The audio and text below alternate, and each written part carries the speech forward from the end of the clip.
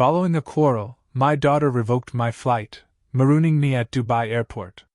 Without a phone, without my wallet. Then a billionaire approached, whispering, "Act as my wife. My chauffeur's arriving soon," he declared. "Your daughter will pay for this."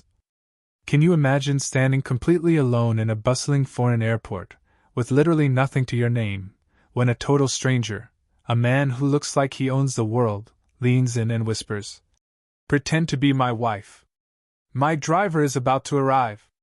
And then, just to twist the knife, he adds, "Your daughter will regret leaving you here." He was right. Oh, he was so devastatingly right. And I had no idea just how true those words would become. The worst part? She did it while looking straight into my eyes, a cold, triumphant smile playing on her lips as she clutched my handbag to her chest like a stolen trophy. I stood there, abandoned, in that brightly lit terminal. The air conditioning blasted, raising goosebumps on my skin, making my panic prickle and crawl. Fluorescent lights burned my tired eyes, and the heavy scent of expensive perfume, mixed with the bitterness of strong coffee, churned my empty stomach. I was 68 years old, wearing a wrinkled beige silk blouse, and I could feel my blood pressure climbing. My fingertips tingled, that familiar, terrifying sign that I was about to faint. Just 15 minutes earlier, my daughter, Ranata, had exploded right there at the check-in counter. She screamed that I was a burden, that I drained her energy, that she was sick of funding my luxuries. Luxuries? I repeated that word in my mind, glancing at the other travelers, pulling designer suitcases around us. I was there because I'd saved every penny of my pension for 2 years, just for one small dream, to start this trip I'd always envisioned, beginning with a desert sunset, a way to remind myself that the world was still vast, still beautiful, beyond the walls of my quiet home. But Ranata had insisted on coming along. "To make sure you don't blow your money and come begging again." I'd agreed because, deep down, a fragile part of me still hoped. Hoped that this trip might bring us closer, that maybe we could finally talk honestly, that perhaps she'd stop looking at me with that silent resentment I never understood. The argument truly began over something so trivial. I simply asked the airline clerk if I could change my seat to one by the window. A simple question. Yet Ranata took it as a personal insult, a slight against her because she had supposedly paid for the entire trip. She leaned close, her voice an icy hiss. "You're pathetic, mother. Always have been." Then, she flashed a saccharine smile at the attendant, as if nothing had happened. But then she twisted back to me, her voice dropping, venomous. "Dad died because he wanted to escape you. You know that, don't you? He just wanted to breathe in a world without your mediocrity." My heart didn't just clench, it shattered. My husband, George, had died 25 years earlier in a car accident. And ever since, Ranata had weaponized that grief against me. I tried to take a deep breath, to hold back the tears, to steady myself. But before I could even utter a word, she yanked my brown leather bag, the last gift my own mother had ever given me, right out of my hand. "Ranata! My documents!" I called after her, my voice trembling, pathetic. She didn't look back. She just kept walking, her blonde hair catching the airport lights like a shampoo commercial. For a fleeting moment, I hoped this was just a fit of childish anger, that she'd come back. But it wasn't. She walked straight through security without a single backward glance. That was when it hit me. The cold, hard truth. My boarding pass was useless without the documents she'd stolen. She had planned this. She wanted to humiliate me one last time, to leave me utterly stranded, utterly helpless, in a foreign country. A tidal wave of panic rose inside me. Denial first, then raw, scorching rage, and finally, pure, unadulterated terror that made my knees buckle. I was in a strange land with no passport, no money, no phone, and no one, absolutely no one, who knew where I was. I stumbled towards a security guard, struggling to explain in broken English. They looked at me suspiciously. One of them started to make a call, his eyes lingering on me. Then I sensed someone standing beside me. A tall man, silver hair neatly combed, dressed in a perfectly tailored gray suit. He leaned slightly toward me, his amber-brown eyes holding a strange mix of curiosity and something that looked like recognition. Speaking in gentle, perfect English, he asked, "Are you in trouble?" Before I could respond, his tone dropped, steady, urgent. "Pretend to be my wife. My driver is coming. Trust me. Ask questions later." He took my hand lightly, his touch surprisingly reassuring, and whispered, "Your daughter will regret leaving you here. I promise." I looked at him, then at the approaching guards, then at the vast, cold terminal around me. And in that desperate moment, I made the most reckless, most insane decision of my entire life. I gripped his hand and said, "Take me with you." Because right then, right there, I realized I had spent my whole life waiting for others to save me. My husband, my daughter, and they had all, in their own ways, abandoned me. Maybe it was time to take the hand of a stranger and see who I truly was when I had no one left to rely on. A sleek black Mercedes pulled up to the curb, elegant, discreet. The driver, wearing pristine white gloves, stepped out and opened the back door. The man gestured, "Please." I got in. The cabin smelled of new leather and polished wood. The seat was so soft, I sank into it, a shocking contrast to the utter chaos of just minutes ago. He followed, closed the door, and a profound silence filled the air as the car started moving. I watched the airport lights fade in the rearview mirror. That's when reality hit me again. I had just climbed into a stranger's car in a foreign country. What had I done? "Take a deep breath," he said without looking at me. "I know this is insane, but you're safe now."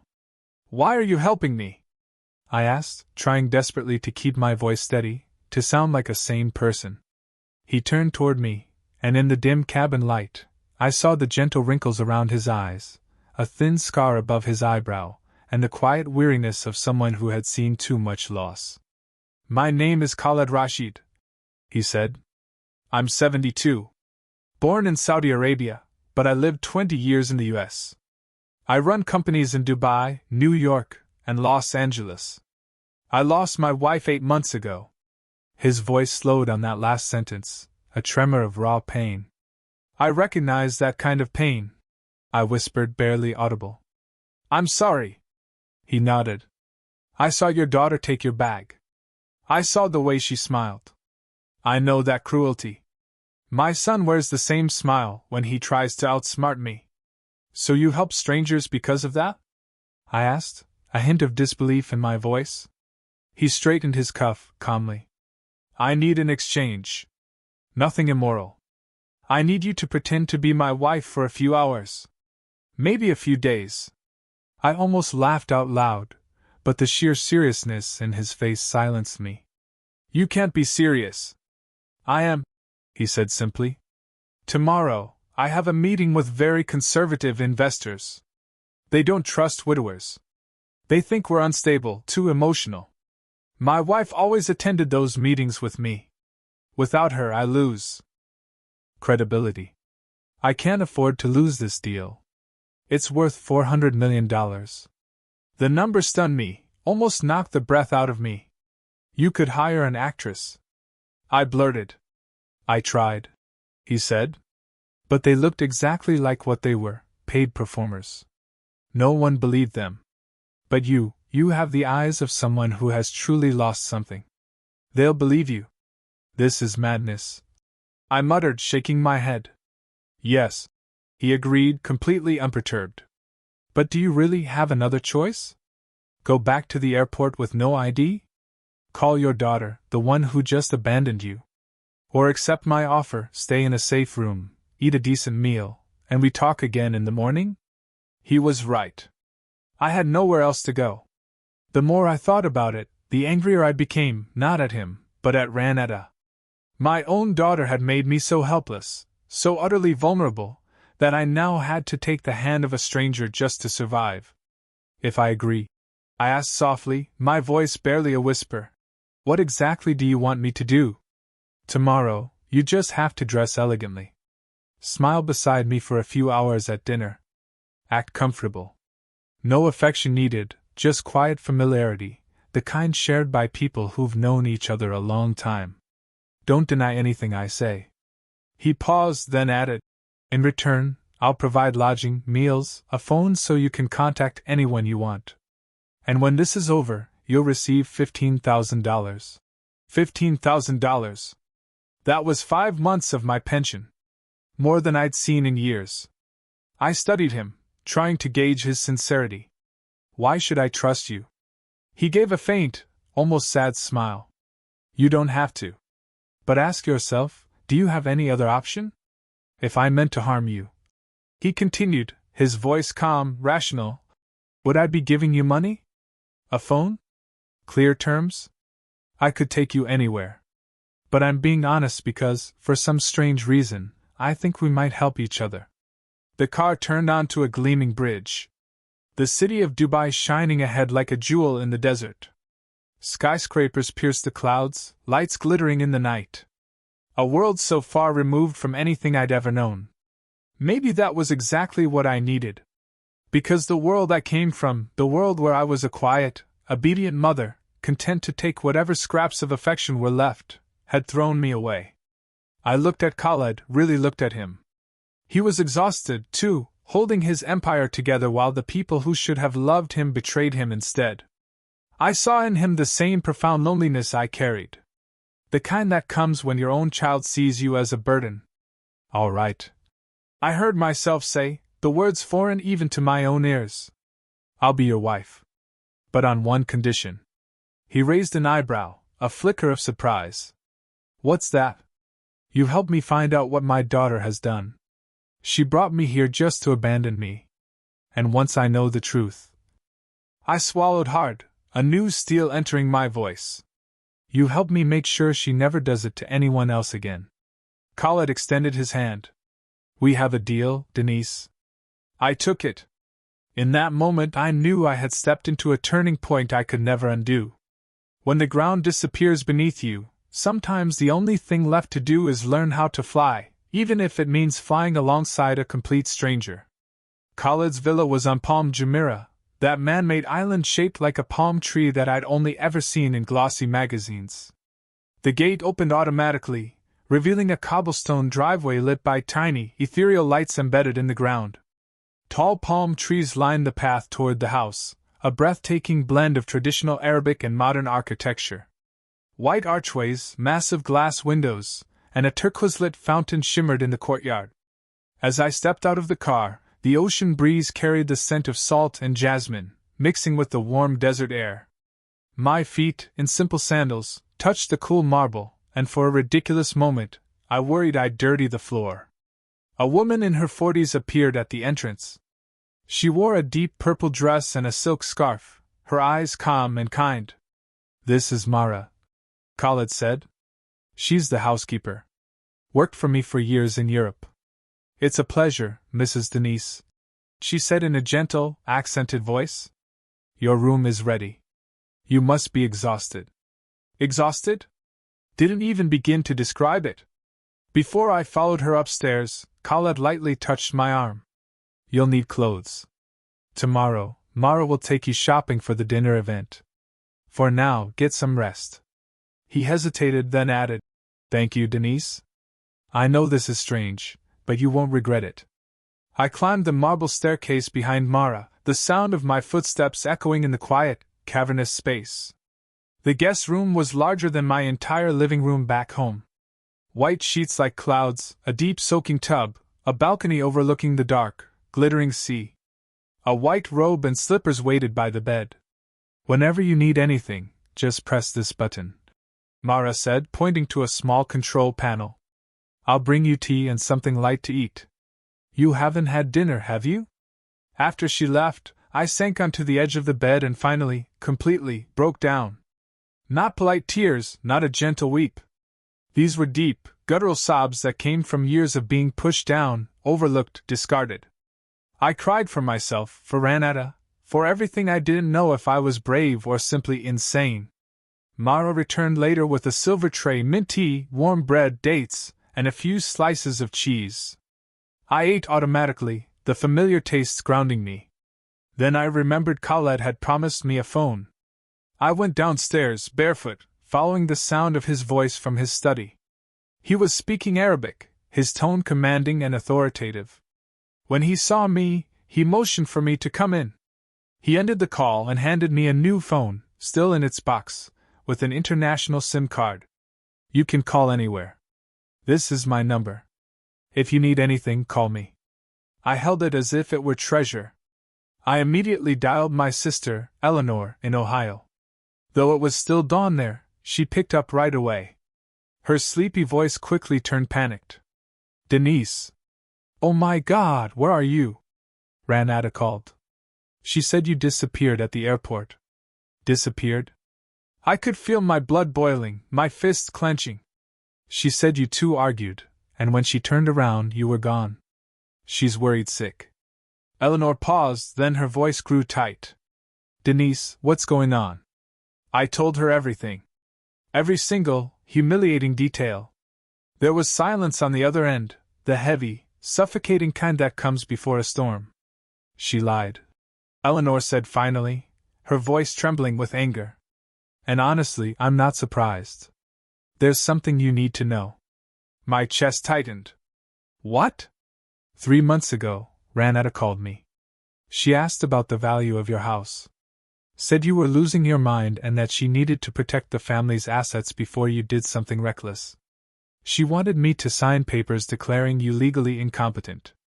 My world froze. Did you sign them? Of course not. Eleanor nearly shouted, her fury palpable even through the phone. I kicked her out of my house. But Denise, she said something that gave me chills. She said Mom killed Dad, and she's going to pay for it. Even if it takes me the rest of my life to make her pay. The room seemed to shrink around me, the air thinning. She really believes that? I whispered, my voice barely there. Believes I killed my husband? No one's to blame. My sister said softly, gently. It was an accident. He lost control. No, I said, my throat tightening, the truth finally, painfully bubbling up. He'd been drinking. The report made it clear. But I hid that from Ranetta. She was 15. I didn't want her to grow up hating her father. I lied. I told her the accident was caused by mechanical failure. She had always idolized her father. Always compared me to him. And I was always the one who came up short. Then she started to believe it was my fault he left that night. We argued, and he stormed out. He never came back. Eleanor was silent for a long time before asking the only question that truly mattered. So, what will you do now?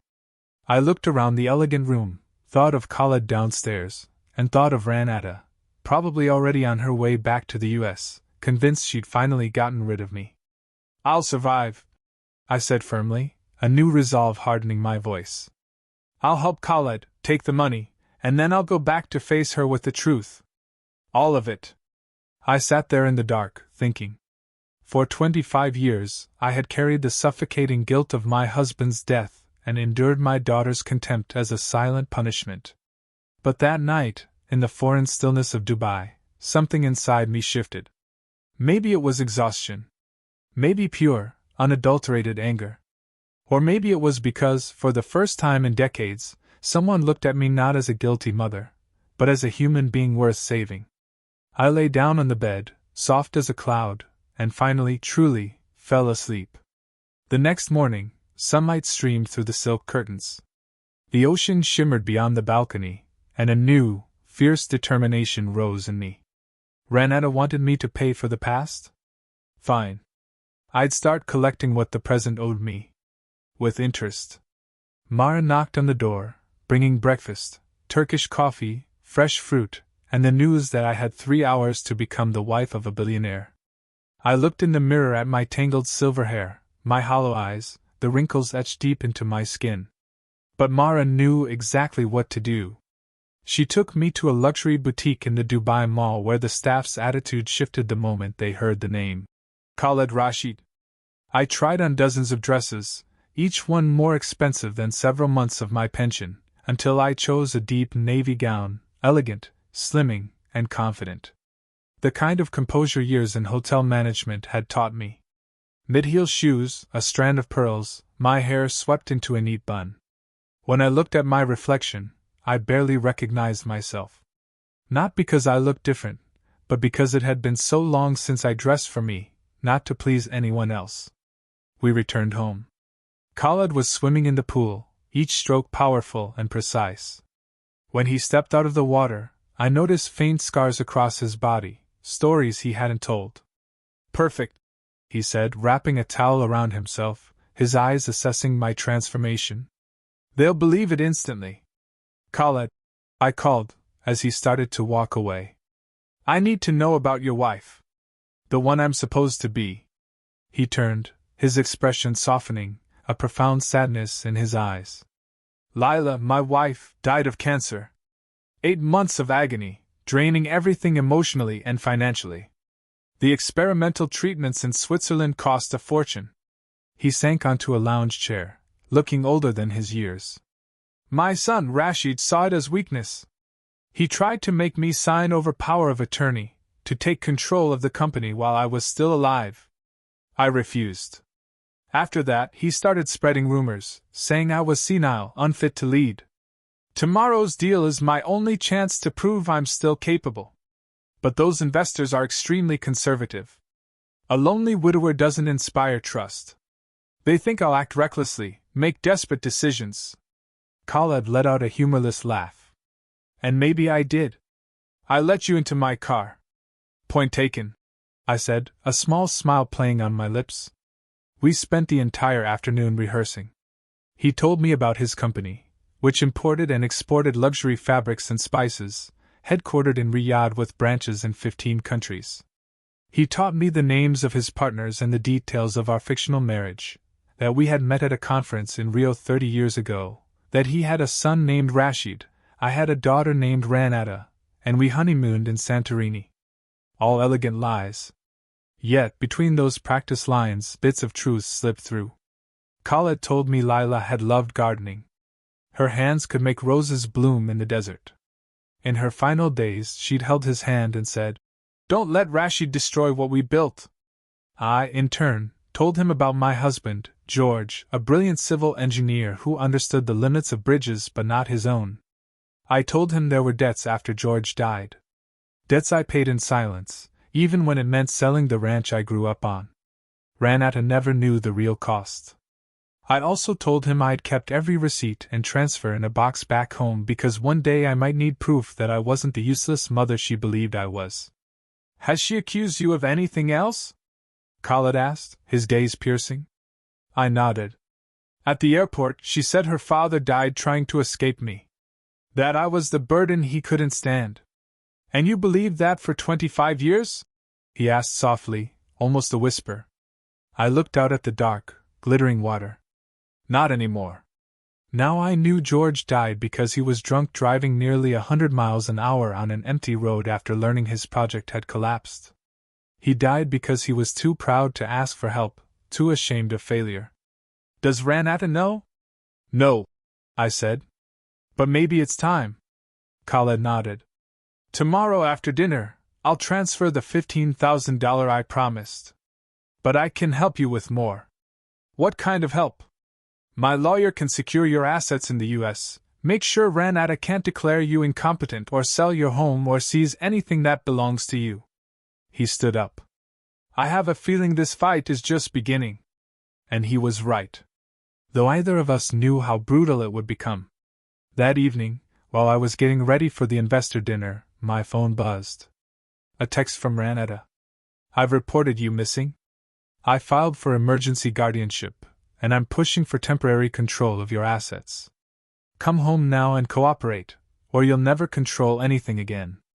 I read the message twice, then smiled for the first time in 25 years. Because she had no idea. No idea I had proof. No idea I had allies. No idea that the weak, apologetic woman she once knew had died at the Dubai airport that day. What remained was someone else entirely. A woman with nothing left to lose. That night, we arrived at the restaurant on the top floor of the Burj Al Arab, the sail-shaped tower stretching out into the sea. We rode there in a Rolls-Royce because, as Khaled said, a Mercedes would be too ordinary for the occasion. 3 Arab investors, all around 60, dressed impeccably, their eyes sharp, were waiting. Khaled introduced me in Arabic, then in English, his hand resting lightly on my back, a gesture both protective and appropriately intimate. When he pulled out my chair, our eyes met, and for a moment, I saw genuine gratitude there. Most of the conversation was in Arabic. I smiled when needed, sipped water, listened. One man, Ibrahim, twisted a ring on his pinky finger while thinking. The second, Mahmoud, laughed loudly and slapped the table whenever he agreed. The third, Faisal, said almost nothing, his eyes keen like a hawk's. It was Faisal who finally turned to me and spoke in accented English. "Mrs. Rashid, your husband says you have experience in hospitality. Tell us about it." The table fell silent. Khaled tensed slightly. I set down my glass, took a slow breath, and decided to answer with the truth. "I worked 32 years in the hotel industry," I began, my voice steady, professional. "From front desk to operations manager at a 4-star hotel in Florida, supervising over 90 employees. When I left, our occupancy rate was 94%. And we held the Excellence Award 8 years in a row." They were quiet for a moment, absorbing this. Then Ibrahim asked, "Why did you leave?" I could have lied, but I looked at Khaled and saw the same exhaustion. I felt the exhaustion of living behind masks. "My husband died," I said simply, the pain still there, but muted. "I had to raise my daughter. When she grew up, I realized I'd forgotten who I was beyond being a mother and a widow. So, I retired early and disappeared from the world." The table was silent. Mahmoud stopped laughing, and Faisal tilted his head, reassessing. Finally, Ibrahim nodded. "Honesty. Rare in our business," he murmured. The atmosphere eased after that. They began discussing plans to open a boutique hotel chain across the Middle East. Khaled presented projections, figures, strategies. When he paused, Ibrahim asked, "Does your wife agree with this investment?" The unscripted question caught Khaled off guard. I glanced at the tablet on the table, scanning the numbers. 30 years in hospitality had trained my eye. "Your projections for Dubai are too optimistic," I said calmly. "But Oman is undervalued. There's untapped potential there." The room went silent. Khaled looked at me, surprised and impressed. Then Ibrahim laughed heartily. "Khaled, my friend, your wife understands the business better than half our advisors. We'll sign, but on the condition that she reviews the Oman plan." 3 hours later, we returned to the villa. The $400 million deal was signed. I, the woman once abandoned in an airport, had just helped close it. Khaled poured 2 glasses of tamarind juice, and we sat on the terrace overlooking the sea. "I'm sorry," I said softly, a wave of awkwardness washing over me. "I shouldn't have interfered. I ruined your script." He turned to me, a real, genuine smile spreading across his face, making him look years younger. "Ruined? Denise, you saved me. Ibrahim was testing if you were genuine. You passed." I smiled back. 30 years in the industry teaches you to spot mistakes, not instinct. "Talent," he corrected. Then he set his glass down, his voice slower, more serious. "I have a proposal, and it's not pretend." My stomach tightened. "What kind of proposal?" "Marry me. For real. 6 months. A legal contract. Hear me out first. You'll receive $850,000 deposited into a private account. Untouchable. You'll live here as a consultant for our hotel projects, earning $35,000 a month. Full legal protection. My lawyer will ensure Ranada can't touch your assets back in the U.S. "Why would you do that?" I asked, completely bewildered. "Because Rashid is trying to remove me from the company. A real marriage with a wife active in the business will crush the narrative that I'm frail or isolated." And he looked straight into my eyes, his gaze steady, searching. "And because I see in you something I haven't seen in years. A person who understands my world and can help me defend it. After 6 months, we'll divorce amicably. You'll keep the money, the connections, your independence. Go back to America or stay." It's your choice. But I promise Ranada will never make you feel small again. You'll have real freedom. I looked at him. The offer was outrageous, beyond imagination. But in his eyes I saw my own reflection, wealthy yet lonely, betrayed by family, clinging to the last remnants of dignity. I have conditions, I said steadily, a surprising strength in my voice. He raised an eyebrow, a hint of amusement. What's that? First, your lawyer doesn't just protect my assets. He investigates Ranada. If she sold my house illegally, forged documents, or committed any crime, I want proof. Khaled nodded. Done. Second, this is strictly a business marriage. Separate rooms, separate lives, and we only appear together when necessary. Mutual respect, nothing more. Agreed completely. Third, I hesitated, then spoke the words that had haunted me for decades. If I ever become a burden, if I make you regret this, let me go. I've spent my whole life being seen as a burden to my daughter. I won't live that way again.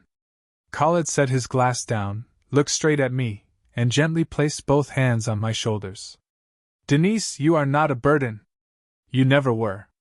Your daughter created that story to justify her cruelty. But I've seen you today, smart, strong, and worthy of living your life again. He smiled, a genuine, heartwarming smile. I accept all your conditions. But I have one of my own. You must promise to stop apologizing for existing. Tears filled my eyes, not from sadness, but from a feeling I had almost forgotten the name of. Maybe it was hope. We have a deal, I whispered. 3 days later, Khaled and I signed the marriage papers at a government registry office in Dubai under a 6-month contract. The ceremony was cold and quick, attended only by a few professional witnesses. No flowers, no music, no romance. Just signatures on papers that changed the course of my life. When I returned to the villa as Denise Rashid, I took a photo of our marriage certificate and sent Ranada a single text. I'm alive. I'm married. And from now on, you have no power over me. See you in America when I decide to return. Her reply came instantly. Have you lost your mind? I smiled at the screen. Maybe, I whispered to myself. But it was the best madness of my life. The next 4 months were the most intense I had ever lived. Khaled hadn't been joking when he said I would actually be working. On the second day after our marriage registration, I was already sitting in meetings, reviewing blueprints for hotels still under construction. At 68, my schedule suddenly became busier than I ever thought possible. I woke up at 6 a.m., drank a quick coffee, and joined online meetings with architects across 3 continents. Lunches turned into working meals where I was introduced not as Mr. Rashid's wife, but as a hotel operations consultant. I rediscovered talents that had slept for years. My time managing the Excelsior Hotel hadn't just kept me afloat, it had sharpened my eye for efficiency, process, and detail. I took the Oman project I'd first commented on at that investor dinner and turned it into a full feasibility study. When I presented it, Sheikh Ibrahim was so impressed that he asked me to fly to meet the local partners and report in person. I flew alone to Muscat, wearing a sand-colored suit Mara had picked out, carrying a tablet with the presentation I'd spent 3 weeks perfecting. 10 men initially looked at me like I was decorative. 15 minutes later, they were taking notes. 30 minutes later, they were asking about seasonal occupancy rates and operational cost management. I closed the deal on my own. When I returned to Dubai, Khaled was waiting with non-alcoholic champagne and a smile that lit up his tired face. You're extraordinary, he said, pouring me a glass. I was afraid you'd be intimidated, but you were brilliant. You know, he continued, Ibrahim said you have more strategic vision than the consultants he pays $50,000 per report. I took a sip and felt something long lost return, pride. Not the kind that comes from pleasing others, but the kind that comes from proving yourself. Meanwhile, back in the U.S., Ranada was losing control. Eleanor, my sister, kept me updated.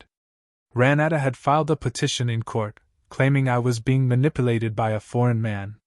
She tried to freeze my bank accounts, tried to finalize the sale of my house, but ran straight into the legal team Khaled had assembled, 3 lawyers, sharp and relentless, dismantling every move she made with documents I hadn't even known existed. Then I learned the full, devastating truth. Khaled's legal team uncovered enough evidence to take Ranada to court. Evidence detailed in a report so thick it made my hands shake just holding it. I didn't read it once. I read it again and again until the denial finally died. "We can press criminal charges," the lead attorney, Mr. Harrison, said during a virtual meeting. "Forgery, embezzlement, and fraud. She could face between 2 and 6 years in prison." I stayed silent, staring at the documents. That was my daughter, the child I once cradled in my arms, the teenager who had cried on my shoulder when her father died. And now, the woman who had stolen everything I owned. Finally, I spoke quietly. "Not yet. Keep everything, but don't act." Khaled looked at me, surprised. "Why?" "She deserves to be punished." "Yes, but if I act now, people will say you manipulated me. They'll claim I'm seeking revenge out of emotion. I need to go back to America, look her in the eye, and let her see that I am her equal, not her victim. If she still tries to destroy me after that, then I'll strike back." Khaled smiled faintly. "You really are a strategist. 30 years of dealing with difficult hotel guests comes in handy," I said. "Ranada is just another client. The only difference is that this time, I can fire her." That night, I sat alone at my laptop and wrote a letter, not to Ranada, but to myself. I listed every sacrifice, every lie I had swallowed. Every time I'd made myself smaller so she could feel bigger. Not to complain, but to remember. To never forget the cost of loving a child who turned affection into manipulation. Meanwhile, my life in Dubai began to bloom in ways I never imagined. Mara and I became close friends.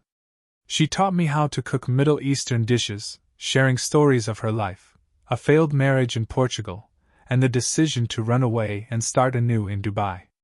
I met other women at social events, all expatriates like me.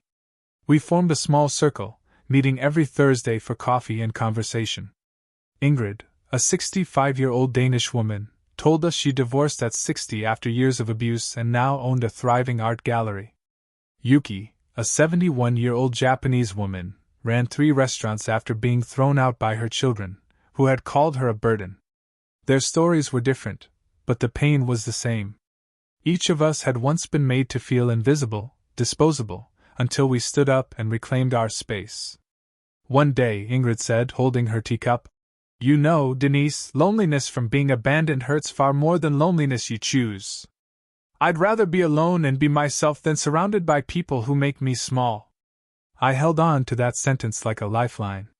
When the 4th month of our marriage came, Khaled called me into his office. His tone was calm, serious, just like the day we met. "The contract has 2 months left. I need to know what you plan to do after." The question stunned me because, for the first time in my life, I truly had a choice. I had money, a career, and a life of my own. "I'm not sure," I admitted. "I need to return to the US to settle things with Ranada, to close that chapter." Then I looked at him, a new possibility forming. "Then I think I want to come back. Not as a wife, but as a partner.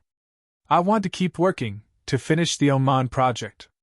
Khaled smiled, a rare, open smile that made him look years younger. "Then we'll have much to discuss about renewing the contract." But fate, as it always does, found a way to interfere. 3 days later, as I was reviewing the Muscat Hotel blueprints, my phone rang. It was Eleanor. Her voice was tense, urgent. "Denise, Renata's coming to Dubai. She bought a ticket. She lands tomorrow." I felt my blood turn to ice. "How does she know where I live?" "No idea, but she's furious. She's posting online saying she's going to rescue her mother from an international con artist. She's rallying people, turning it into a spectacle." Eleanor paused, then her voice dropped. "Denise, she's coming for a fight." I hung up, gripping the phone tightly, my breath heavy, ragged. Ranada wanted war. Then war she would have. But this time, the battlefield was mine. And I held weapons she didn't even know existed.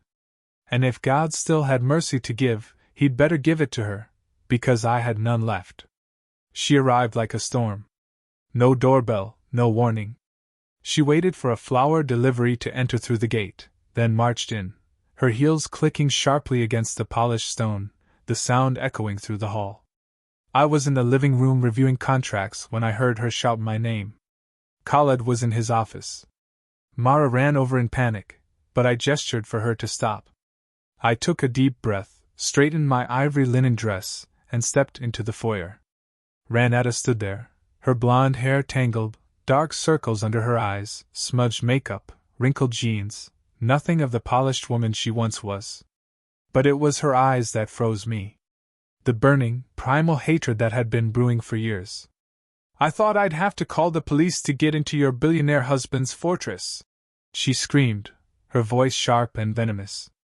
Once those words might have broken me. Not now. "Ranata," I said calmly, my voice surprisingly steady.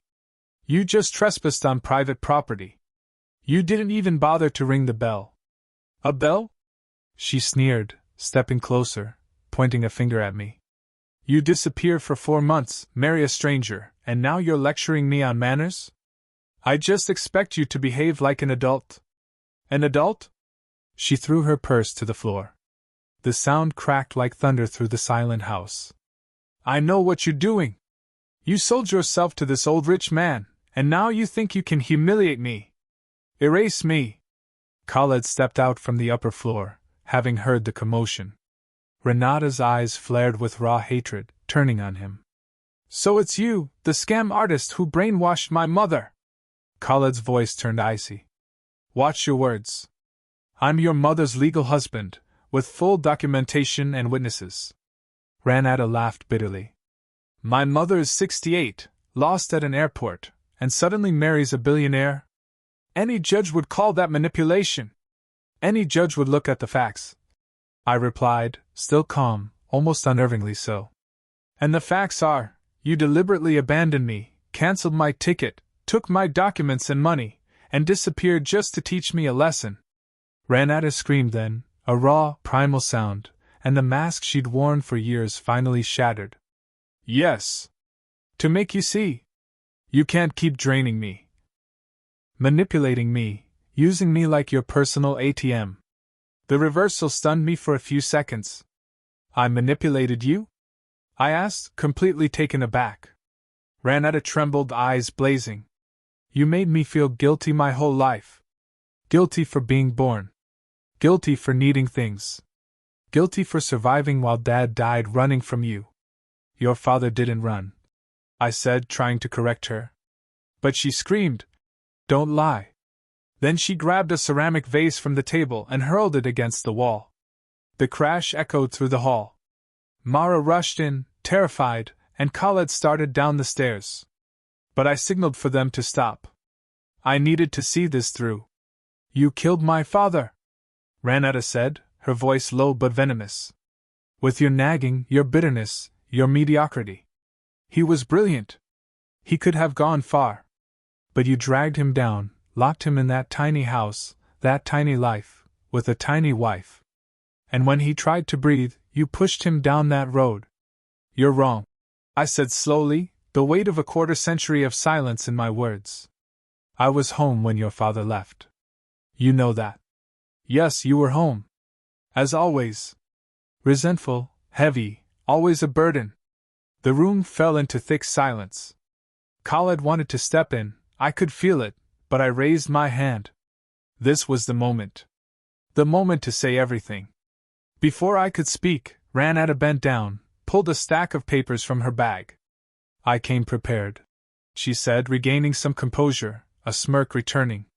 "I have proof that you're being exploited, that this marriage is a scam. He's just after your money." She paused, her smirk widening. "Or whatever's left after you squandered Grandma's inheritance." The words hit me like a punch to the stomach. "Grandma's inheritance?" I asked, my voice breaking despite myself. "You mean the ranch I sold to pay off the debts of the father you idolized? Squandered?" "Yes. Yes," she shouted, her face contorted. That ranch was worth $2,800,000, and you sold it. The money vanished. You didn't invest. You didn't build. You didn't plan for the future. Where is it? All of it went to pay your father's debts. I said the truth like a cold, sharp blade. She froze. Lies. I stepped closer. No. He owed contractors, suppliers, investors more than $2,400,000. I found out after the funeral. And do you know what happens if those debts aren't paid? They sue the widow, seize the house, and erase the family's name. I sold the ranch, every acre of red soil your grandmother farmed for 50 years. I paid every debt and kept just enough for your education. Renata's fists clenched. Liar! The insurance paid for my college. The insurance was $85,000. I countered, my voice rising, gaining power. Barely enough for the funeral and 3 months of expenses. Your tuition was $5,300 a month for 5 years. Who do you think paid the rest? I stepped closer now, only a few feet away. I worked double shifts, skipped meals so you'd have food when you came home. I wore old clothes so you wouldn't be embarrassed standing next to me at your graduation. Renata's face went pale, but she didn't back down. If you really did all that, you would have bragged about it long ago. I looked straight at her, my eyes blazing. Because I loved you more than my own pride. I thought one day you'd understand that love doesn't have to be shouted to be real love. She laughed, but it broke halfway through. You call it love when you suffocate me. Make me feel like I owe you for existing. I never asked you for anything. You didn't have to ask. I said quietly. You demanded it through silence. She pointed a trembling finger at me. You've always played the saint. Always the victim. Always comparing me to Dad, saying he'd be proud of you. I've been nothing but his shadow in your eyes. And in that moment I understood. For 25 years, she hadn't hated me over money. She'd hated that she'd spent her life competing with a dead man. And I, trying to fill the void George left behind, had unknowingly used his memory as a weapon that wounded my own child. You're right, I said, and saw Renata freeze, caught off guard by my concession. I did that. I made your father the measure of everything. That was my mistake. She softened for a second, a flicker of something in her eyes, but I continued, my tone turning cold, hard. But that mistake doesn't excuse what you've done. You illegally sold my house, forged my signature, took out loans in my name, and abandoned me in a foreign country. Renata stammered. I was going to come back for you. Lies. Khaled interrupted, descending the stairs, tablet in hand. We have evidence. Bank records show you transferred $680,000 into your joint account with your husband. And here are the messages between the two of you, planning to keep your mother out of the country long enough to claim everything legally. Renata turned ghostly white. How? How did you get that? I looked at her, a chilling calm settling over me. Because you underestimated me. You had no idea who your mother would become once she stopped apologizing for being alive. She stared at me for a long moment, and the hatred in her eyes gave way to something else, fear. She stepped back, tripping slightly over the carpet. You're lying! She tried to shout, but her voice shook. You couldn't possibly have my private messages.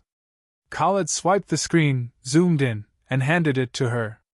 The familiar interface showed every line clearly. I've delayed my mother's flight. Need 2 more days to finalize the house sale. If she returns early, say she's mentally unstable. I have 2 doctor friends ready to sign a competency report if necessary. Renata stared at the screen, her lips trembling. This is a violation of privacy. It's not admissible. It is, came a man's voice from the doorway. Mr. Harrison stepped in, wearing a crisp gray suit, a leather briefcase in hand. Mrs. Denise granted me full legal authority to investigate any criminal activity involving her assets. All this evidence was obtained legally. He placed the briefcase on the table, opening it to reveal neatly organized documents. The forged power of attorney was notarized through bribery. The notary has confessed. The fraudulent property sale was undervalued to evade taxes. There are credit applications using the victim's ID, and more than $120,000 in vehicle loan proceeds were misappropriated. He removed his glasses, fixing his gaze on Ranetta. We have sufficient grounds for charges of fraud, forgery, and embezzlement, carrying a combined sentence of 6 to 12 years in prison. Ranetta gripped the edge of a chair, her face ashen. No. I'm a doctor. I have a reputation. You did? I said softly, the question hanging in the air. Once the medical board receives these documents, they'll open an investigation and your license could be suspended or revoked. She looked at me as if I were a monster. You'd really do that? Destroy your own daughter? The question echoed through the quiet house. Khaled, Mara, and Mr. Harrison all waited for my answer. I took 3 deep breaths before speaking. I don't know. I saw a flicker of surprise in her eyes. Because part of me still remembers. The part that stayed up all night when you had a fever. The part that kept every drawing you made in elementary school, now tucked in that old shoe box in the house you sold. Tears rolled down Renatta's cheeks, but they weren't from remorse. They were from rage. So, this is blackmail. If I don't obey you, you'll ruin me. No, I said, stepping toward the desk. I opened a drawer and pulled out a worn leather folder. I brought this from America. You never knew it existed. And I'm giving you something you never gave me, the truth. I placed it in her hands. Ranetta opened it, her fingers trembling. Inside was everything: the college tuition invoices, the bank transfer slips, George's debt repayment contracts, the deed of sale for my mother's ranch, all fully documented. The last page was the forensic report, one I had never shown anyone. Cause of death: cranial trauma due to motor vehicle accident. Blood test results: blood alcohol content 4 times the legal limit. Driver was severely intoxicated. Ranetta read it once, then again, her hands shaking so hard the paper rustled. No. Dad didn't drink like that. You're making this up. The original report is still archived at the county medical examiner's office. Case number 4170. I said steadily. You can verify it yourself. Your father left the house at 10 p.m. after learning his project had gone bankrupt. He drank an entire bottle of whiskey, one he'd been saving for a celebration, and drove off into the dark at reckless speed. My voice cracked, raw with old pain. He wasn't running from me. He was running from his own shame. I tried to stay calm, but my voice shook. George was brilliant, but also arrogant, impulsive, incapable of admitting mistakes. When his project collapsed and he realized how many people had lost everything because of him, he couldn't face it. And I hid the truth from you because you were 15. Finally, the words burst out of me, echoing through the house. Because I was broken. Because I cried every night, calling his name. How could I tell my grieving daughter that her father died drunk, leaving me with debts that took 10 years to pay? The room fell silent. Even Ranetta stopped breathing for a moment. I took a deep breath, my voice lowering, but still filled with the weight of years. I swallowed the truth, the anger, and the injustice of having to protect the honor of the man who left me in ruins. I worked myself to exhaustion, forgot what rest meant, because you needed both a mother and a father, even though he had never truly been either. Ranetta collapsed onto the sofa, the folders slipping from her hands, papers scattering across the floor like fragments of a shattered memory. I didn't know, she whispered, her voice barely audible. Because I never asked? Because blaming you was easier. I looked at her. So what now? Do you plan to sue me? Destroy me? I glanced around the grand room at Khaled, at Mr. Harrison, then back at Ranetta. I'll give you a choice, I said slowly, carefully. Repay every dollar you stole. Legalize the house sale, or buy it back at market value. Cancel the loans in my name. Return the car you registered to yourself, including interest. I don't have that kind of money, she cried, desperation in her voice. Then sell what you bought with it. Take out a loan, refinance, whatever it takes. You're a doctor. You have an income. Pay it back over 5 years if you must, but pay it. If I do that, you won't press charges? She asked, hope flickering in her eyes. If you do that, I said, choosing my words carefully. If you publicly admit what you did and apologize, I won't press charges. But from now on, our relationship ends. You'll only be my daughter by blood. You'll inherit nothing. You'll have no say in my life, no power over me, ever again. Renata's voice broke, a raw, wounded sound. But I'm your only daughter. And I was once your only mother, I replied, my voice steady, unyielding. And you left me at an airport like garbage. This time, her tears were real. Her shoulders shook violently.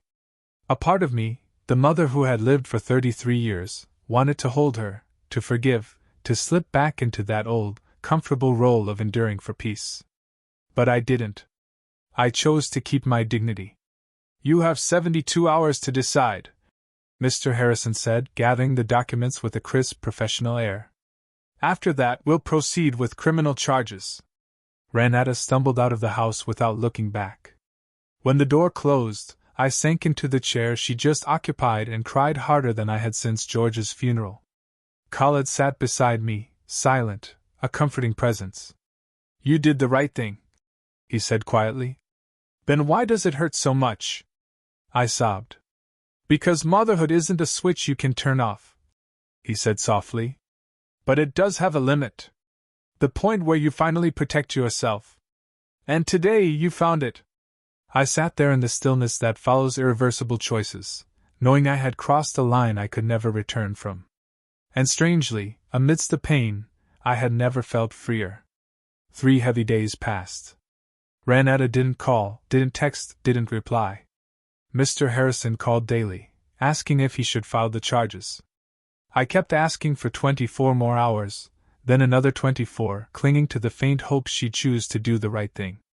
On the 4th day, Khaled called me into his office. He sat behind his large wooden desk, his posture tense, his expression serious. I need to tell you something, he began, fingers interlaced. And it will change everything between us. My stomach tightened. After 4 months in this foreign world, I knew sentences like that never led to good news. What is it? Do you remember when we met at the airport and I told you I needed a legal wife to appear in meetings? That was true, but not the whole truth. I stood up, facing him squarely. Explain. Khaled sighed. My son, Rashid, isn't just trying to take over the company. He's filed a petition in court claiming I'm mentally unfit. He says my grief has affected my judgment. And here, the law tends to favor the children. But you're perfectly sound, I interjected, incredulous. You and I both know that. We do. But Rashid hired 3 psychiatrists willing to certify otherwise. If he wins, I lose control of the company, my accounts, my properties, even my freedom to travel. His voice dropped, raw. Our marriage wasn't just a business arrangement. It was legal proof of competency. A man capable of marrying, signing contracts, maintaining a stable relationship cannot be declared incompetent. I stood still, processing this. He had used me. More subtly than Renata, more kindly, perhaps, but still used me. You manipulated me. Not in the way you think, Khaled said, stepping around the desk, his eyes pleading for understanding. Everything I gave you was real. The money, the job, the protection, the respect. I just withheld part of the reason. I'm sorry. Why tell me now? Because the court just ruled. He handed me the documents. Rashid's petition was dismissed. The judge cited my recent marriage and active business involvement as proof of full mental competence. I'm free, Denise. And you saved me without even knowing it. I looked at the attached English translation, read it 3 times. So now he didn't need me anymore. Legally? No, he admitted, stepping closer. But beyond the law, yes. You've brought life back into this house, intelligence to the work, and companionship I didn't know I needed. Our contract still has 6 weeks left, but I want to propose something else. I looked at him and saw genuine hesitation in his eyes. Not another contract or extension, he said. A real beginning.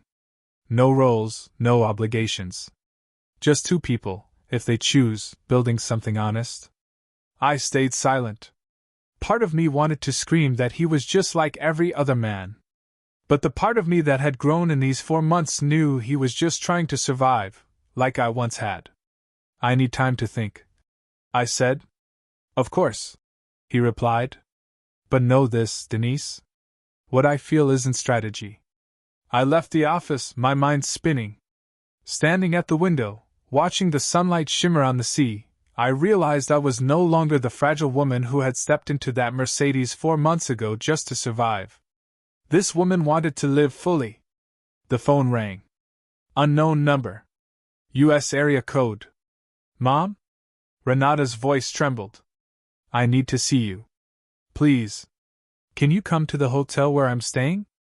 My first instinct was to refuse, to hang up, but her voice, shaky, exhausted, raw, made me hesitate.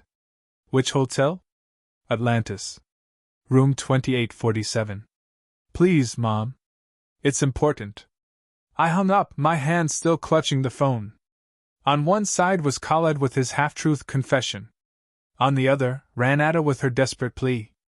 I went downstairs and found Khaled reading documents. Renata wants to meet, I said. I'm going. He stood immediately. I'll drive you and wait outside. Just in case. The drive was silent, filled with unspoken anxieties. When we arrived, he took my hand gently. Whatever you decide with her, with me, with your life, choose what you truly want, Denise. Not what's easy. Not what's expected. I stepped out of the car, my heart racing, and took the elevator up to the 28th floor. I knocked on the door of room 2847. The door opened. Renata stood there, her hair messy in a bun, wearing a sweatshirt, her face swollen from crying. And sitting on the sofa beside her was Matthew, her husband, the attorney who had helped her file paperwork and cover her tracks. If he's here, I said immediately, my voice firm. I'm not stepping inside. That man needs to leave, Renata. Matthew, get out. Renata shouted, her voice surprisingly strong, making him stand up and walk out without another word. When the door closed, she collapsed onto the sofa and burst into fresh tears, her body trembling. He left me, she sobbed. When he found out you had enough evidence to press charges, Matthew packed his bags and left. He said he wouldn't risk his career for my family drama. I stood there, arms crossed, forcing myself not to give in to the old instinct to go and hold her. So, you called me here for pity? No. She lifted her tearful eyes to meet mine. To ask for forgiveness. A real apology. Not because I'm cornered, but because... Her voice cracked. Because I finally understand what I've done. Understand how. She gestured vaguely. I read every document you gave me. Every receipt, every payment, every figure. You worked for nearly 10 years to pay for my education. You sold Grandma's ranch to protect Dad's honor, and I turned all of that into a weapon against you. I nodded slowly. Yes. Because it was easier for you to hate me than to face the truth, that you spent 25 years worshipping a man who didn't deserve it. Because admitting that would mean accepting you're not the flawless child you thought you were. Maybe you're just human. The room fell silent except for the faint hum of the air conditioner. You're not ordinary, Renata. I said, my voice softer now, but still clear. You're a skilled doctor, successful, but you... I paused, searching for the right words. You've been cruel, selfish, and so obsessed with the competition that never existed between us that you forgot how to be kind. I know, she whispered, her head bowed. And I don't think I deserve forgiveness, but I'll repay everything. I'll sell the car, take loans, work extra shifts. I'll meet every condition you gave me. I sat down across from her, exhausted to the point where every muscle in my body ached. Why? Because he left you. Because you're alone. She lifted her gaze, tears still in her eyes, but a new understanding there. Because I realized you were alone, too. And even then, you never abandoned me until I forced you to. We sat there, mother and daughter, separated by 4 months and 25 years of pain. I knew forgiveness couldn't happen instantly. But maybe, with time, it might come. 2 years later, I sat on the balcony of my apartment in Muscat, watching the sun sink into the Gulf, painting the distant mountains in shades of orange. Next to me was a pile of reports from the hotel we'd opened 3 months earlier, the Alasmere Boutique, the first in a chain of 5 locations we planned to build. 91% occupancy, a 4.8-star average rating, and first quarter profits exceeding projections. My phone buzzed. A message from Mara, now the general manager of the Dubai branch. Mrs. Denise, a guest from room 304 asked for you personally. They said they'll return when you're available. I smiled. That was the kind of problem I liked. Khaled stepped onto the balcony, holding 2 cups of cardamom tea. He looked a bit older now, more gray in his hair, deeper lines around his eyes, but his expression was lighter than ever. He sat beside me. The final blueprints for the Salalah Hotel just arrived, he said. Do you want to see them today or tomorrow? Tomorrow, I replied, taking a sip of the warm, fragrant tea. Today, I just want to enjoy this moment. I pointed toward the sea where the sunset glowed crimson, the place where my new life had been rebuilt, brick by brick. Legally, our contract marriage had ended 18 months earlier. But when that day came, neither of us mentioned divorce. Instead, Khaled simply asked, "Would you like to go out for dinner?" We went, and the next morning, we both woke up and went back to work as if there had never been an expiration date. There were no dramatic love confessions or movie-style gestures, just quiet companionship, mutual respect, and understanding born from shared solitude. Rashid called yesterday, Khaled said evenly. He wants to talk to make peace. And what did you say? I told him the door would open when he apologized sincerely, not when he wanted to bargain. He took a sip of tea, smiling faintly. I learned from you that dignity is never negotiable. My phone buzzed again. A video call from Eleanor. Her face appeared on the screen, freshly dyed blonde hair, a radiant smile. Guess who's here? The camera turned slightly. Ranata. She looked completely different. Short hair, no makeup, a simple blouse, and in her hands, a familiar folder. I brought the final payment, she said softly but firmly. All loans repaid with interest, and Eleanor witnessed it. Eleanor held up a document to the camera. I checked everything, Denise. She did it, down to the last cent. I felt a lump in my throat. Ranata had sold her apartment, moved into a rental, taken extra shifts, lived frugally, all to repay what she'd taken. Thank you for confirming, I said, trying to keep my voice steady. Mom, Ranata started, then corrected herself. Denise, I don't expect you to see me as your daughter again. I know I destroyed that, but I want you to know I'm trying to become the kind of person you deserve in your life. Khaled placed his hand gently over mine, a quiet, steady warmth. I see that, I said, and I respect it. But rebuilding trust takes time. A lot of time. I understand, she said softly, her eyes glistening but dry. I don't expect anything else. I just want you to know I'll be here when you're ready. I ended the call and looked out at the darkening sea. Khaled sat quietly beside me. Will you forgive her? He asked. I don't know. Maybe full forgiveness isn't possible, I said, then smiled faintly. But I can give her the chance to prove she's changed. 3 months later, I launched the New Beginnings Project, a free training center for women over 60 who wanted to return to work. There, they learned computer skills, hotel management, professional cooking, and basic business administration. The first class had 18 students, widows, exhausted women, forgotten souls like me.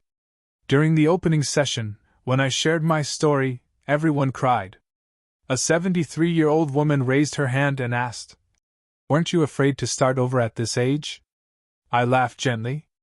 I was terrified. But I learned that courage isn't the absence of fear. It's choosing not to let fear control you. The program grew quickly. 6 months later, we added 2 more classes. A year later, Yuki, my Japanese friend in Dubai, opened a branch in Tokyo. Ingrid, my Danish friend, organized internships at her gallery.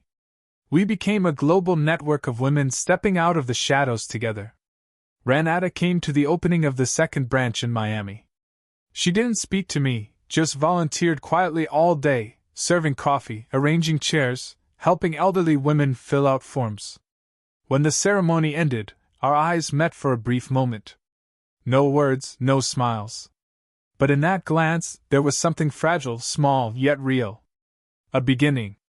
Now, at 70, I divide my time between Oman, Dubai, and the US. Khaled is still by my side, not as a husband, but as a true companion. We have our own rooms, our own lives, but share dinner whenever we can. On lonely nights, just knowing someone in the next room understands that emptiness is enough.